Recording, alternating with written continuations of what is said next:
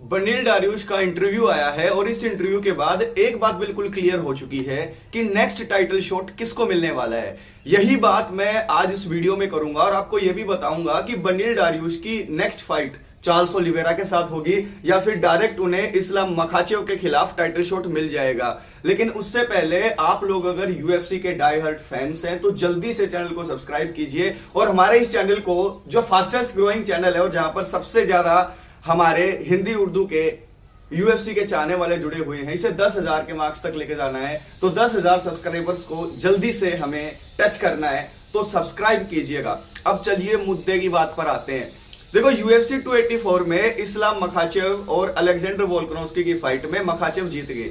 उसके बाद अलग अलग कंट्रोवर्सीज चल रही हैं। अली अब्दुल अजीज जो हैं वो कह रहे हैं 3 से 4 लीटर चढ़ा सकते हैं आईवी, लेकिन आईवी इस्लाम मखाचेव मना कर रहे हैं कि मैंने बिल्कुल यूज नहीं की, वो एक अलग टॉपिक हुआ। इन सब से हटके हमारा अब ये सोचना है कि नेक्स्ट टाइटल शॉट किसको मिलेगा। अब वोल्कानोव्स्की के साथ एकदम से रीमैच नहीं हो सकता, क्योंकि 145 के अंदर आपको पता है यायर रोड्रिगस जो हैं वो चैंपियन बन गए हैं इंटरिम, तो बेल्ट को यूनिफाई करने वाली फाइट अब होगी 145 में वोल्कानोव्स्की की। तो यहां पर इस्लाम मखाचेव के सामने भी कोई अपोनेंट नहीं है, तो ऐसे में बनील डारियुश अपोनेंट निकल कर आते हैं, क्योंकि चार्ल्स ओलिवेरा के साथ भी इस्लाम मखाचेव की फाइट एकदम से नहीं करा सकते, क्योंकि इमीडिएट रीमैच से तो वैसे ही मना कर दिया था चार्ल्स ओलिवेरा ने। तो यहां पर बनील डारियुश के साथ फाइट होनी चाहिए इस्लाम मखाचेव की।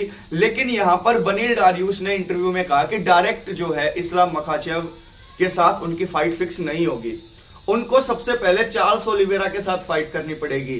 यानी कि इंटरव्यू के अंदर बनील डारियुश ने क्लियर कर दिया कि चार्ल्स ओलिवेरा को यूएफसी प्रेजेंट कर रही है उनके सामने, कॉन्ट्रैक्ट आ चुका है उनके पास और चार्ल्स ओलिवेरा के भी पास पहुंच चुका है, बस साइन करने बाकी है। यानी कि आप, मैं और यूएफसी इस बात को फिक्स मान सकते हैं कि भाई अब चार्ल्स ओलिवेरा के साथ फाइट फिक्स होगी बनील डारियुश की। अगर बनील डारियुश चार्ल्स ओलिवेरा को हरा देते हैं तो उसके बाद डायरेक्ट जो नेक्स्ट टाइटल शॉट है वो मिल जाएगा बनील डारियुश को इस्लाम मखाचेव के खिलाफ।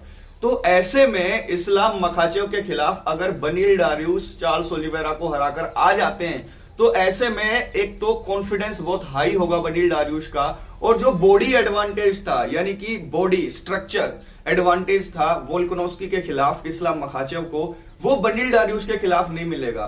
और जहां तक रही बात रेसलिंग को टैकल करने की, तो बनील डारियुश की जुजुत्सु बहुत अच्छी है, ब्लैक बेल्ट है वो, और उनकी ग्रैपलिंग भी अच्छी है, और उनके पास वोल्कानोव्स्की से कहीं ज्यादा नॉकआउट पावर है। मैं ये नहीं कह रहा स्ट्राइकिंग बेटर है, मैं कह रहा हूं नॉकआउट पावर ज्यादा है, पंचेस में मारने के बाद जो इंपैक्ट होता है वो ज्यादा है। 1 पंच नॉकआउट पावर है बनील डारियुश में। तो इस तरीके से इस्लाम मखाचेव के खिलाफ उन्होंने टेप देखकर यह भी कहा कि मैंने कई कमियां पकड़ ली थी पहले ही, वो कमियां उजागर कर दी वोल्कानोव्स्की ने। तो आगे आने वाले मैच में मुझे जब मखाचेव के खिलाफ मौका मिलेगा तो मैं उन कमियों को उजागर करके फायदा उठाऊंगा उनका। यानी कि एक ऐसा गेम प्लान बनाकर आएंगे मखाचेव के खिलाफ जहां पर वो परेशान कर सके मखाचेव को और हरा सके। लेकिन ये चीज इतनी आसान नहीं होगी। इस्लाम मखाचेव भी जो कमियां उन्होंने छोड़ दी थी उन कमियों को पूरा करके आएंगे, क्योंकि जब वीडियो कॉल की थी मखाचेव ने हबीब के साथ तो हबीब ने कहा कि ऐसा मुझे लग रहा था कि इतनी क्लोज फाइट होगी, लेकिन वापस आओ, इन कमियों को हम दूर करेंगे। तो बिहाइंड द सीन तो हबीब कनेक्टेड रहेंगे ही, तो ऐसे में मखाचेव भी बेटर होकर आएंगे। तो यहां पर मुद्दा अब उठता है चार्ल्स ओलिवेरा। चार्ल्स ओलिवेरा को हराना पड़ेगा डारियुश को, उसके बाद ही मखाचेव के खिलाफ उन्हें टाइटल शॉट मिलेगा। यहां पर आप लोग मुझे बताएं कि बनील डारियुश को डायरेक्ट तो टाइटल शॉट नहीं मिल रहा, ओलिवेरा के खिलाफ उन्हें फाइट करनी पड़ेगी। तो ओलिवेरा के खिलाफ फाइट के अंदर किसको आप विनर समझ रहे हैं, कौन जीतता हुआ आपको लग रहा है? Charles Oliveira. चार्ल्स ओलिवेरा भी अब क्या कर रहे हैं, एक नए कोच के साथ एक और कोच उन्होंने ऐड कर लिया और उससे वो सीख रहे हैं सबमिशन गेम, रेसलिंग सीख रहे हैं, ब्राजीलियन जुजुत्सु के अलग अलग दाव पेच सीख रहे हैं। वो भी एक वीडियो बनाकर मैं आपको बताऊंगा। इसीलिए चार्ल्स ओलिवेरा देखने आए थे फाइट को जो वोल्कानोव्स्की और इस्लाम मखाचेव के खिलाफ हुई थी। उनके बीच में जो पर्थ में फाइट हुई थी ना, चार्ल्स ओलिवेरा वहीं बैठे हुए थे, फाइट को देखने आए थे। यानी कि उनकी नजर भी मखाचेव के ऊपर पूरी बनी हुई है, उनको स्टडी कर रहे हैं वो, और वो किसके साथ जुड़े हुए हैं ये भी मैं आपको वीडियो बनाकर बताऊंगा, क्योंकि वोल्कानोस्की ने भी ऐसे ही क्रेग के साथ वो जुड़ गए थे और काफी फायदा उन्हें मिला।